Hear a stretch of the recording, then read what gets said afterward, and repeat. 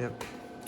All right, guys, I'm gonna do a real quick demonstration on how to properly install GatorStep on this aggressive non-skid.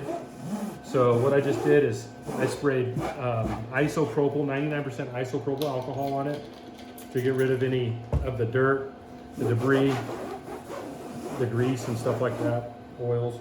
Acetone works very well as well. And then the second stage is gonna be Primer 94. This isn't 100% necessary, but this is a great precaution. And what it is it's actually an adhesion promoter.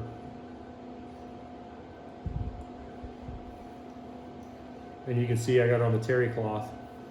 You know, it's pretty wet right there, but the big thing is just to go around the perimeter where you're gonna install the GatorStep. And again, it's just an adhesion promoter. Just preps the surface, and that's literally it.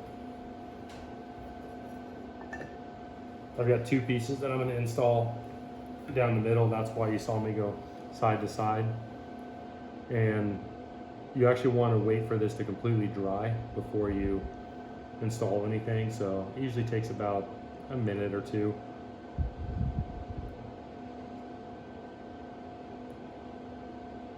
Want to do a cut?